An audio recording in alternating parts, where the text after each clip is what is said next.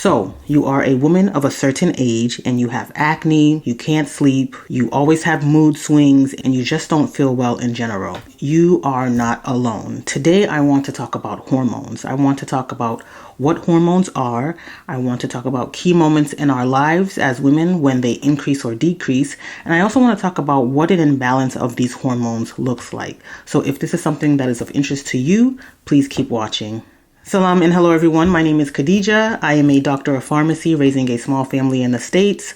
On my channel, I primarily talk about women's health, personal growth and development, as well as spirituality.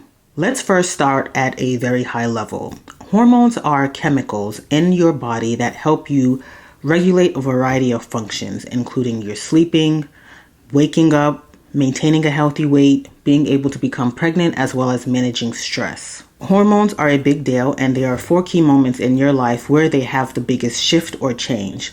The first is puberty. The second is the menstrual cycle. Third is during pregnancy, and fourth is during menopause. There are several dozen hormones in your body, and all of these hormones have a specific role to play. To help me explain this further, I will use an example laid out by Dr. Aviva Ram, a medical doctor who wrote the book called Hormone Intelligence. And she likes to set up her hormone explanation or her hormone universe as a symphony. At the top of the symphony, you have the hypothalamus, which is also known as the conductor. The conductor sends a message, or notes, should you say, to the pituitary gland. And within that particular pituitary gland, you then have the message being received and passed into key sections of the orchestra. Now, the orchestra includes organs such as the ovaries, the thyroid, as well as the adrenal glands. Now, within the orchestra or the organs, the ovaries, the thyroid, and the adrenal gland are the musicians or the hormones. And within these organs, the hormones include estrogen, progesterone, testosterone, melatonin, thyroid hormone, cortisol, to name a few. So if you're still following me, the conductor or the hypothalamus has sent messages through the pituitary gland, which has received these messages and has dispersed them to the orchestra, your organs, the ovaries, thyroid gland, as well as the adrenal glands.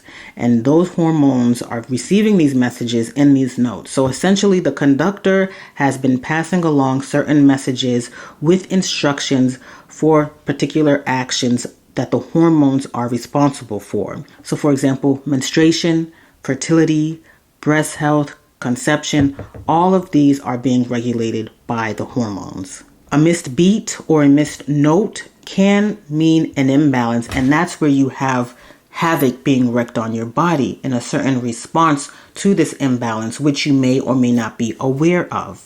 It's not always easy to figure out what the imbalance is, if there is one, and sometimes it takes time to figure out how to correct it. But what you can do is become educated and research what an imbalance potentially looks like. So let's talk about some common imbalances that you may or may not be aware of, or that you may have experienced and didn't even know it was an actual imbalance with the hormones in your body.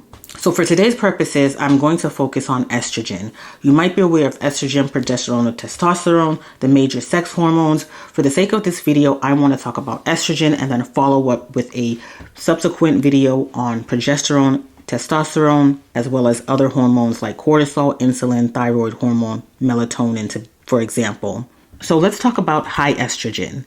High estrogen can include breast tenderness, migraines, endometriosis, as well as bloating, 21-day menstrual cycles. 21 days is shortened. It should normally be 28 days. So what you're seeing is frequent bleeding. Also, heavy menstrual periods, as well as mood swings. All of these are symptoms of high estrogen. Now, once we get into the area of low estrogen, we see bone loss, headaches, depression, hot flashes, just to name a few. Some of these symptoms are common symptoms that are experienced by women who are in menopause. Some of the common causes of high estrogen include estrogen-containing birth control, endocrine-disrupting chemicals. If your liver is not able to detoxify correctly, we need to look at diets that are low in fiber, as well as if you are struggling with weight, including obesity or being overweight. Some of the most common causes of low estrogen include low body fat or energy, menopause, as I mentioned before, women who tend to overexercise, primary ovarian insufficiency, as well as stress. Now, there are potential risks involved with these symptoms,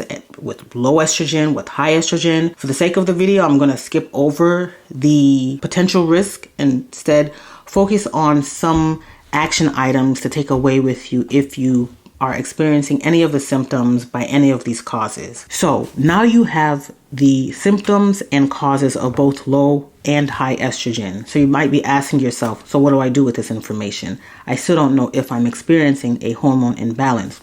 Fair question. Get a pen and paper and write down any of these symptoms that you have experienced, short-term or long-term, whether or not you've seen a primary care provider, your physician or your nurse practitioner or your physician assistant or your local pharmacist. Write the information down, and then it can help guide you and figure out what's going on. And then you need to figure out lifestyle. What's going on with your diet? Are you eating foods high in fiber, legumes, beans, leafy green vegetables, or are you not paying attention too much to your diet? Is that something that's very last on your list? It could be various reasons why your diet isn't up to par and, really beneficial for you right now. I understand you could live in a food desert. You might not have access to certain foods. It just could be a struggle to eat. Another thing I want you to take a look at is your exercise, especially for women who are obese or overweight. Activity is so important, not only for your estrogen, but for your heart health, your bone health, for your muscles. That's something that I talked about in my previous video and that you might hear more of from me, because that's something that I've been paying attention to as of really the last few months, is trying to be more targeted and specific about the certain exercises that I'm doing.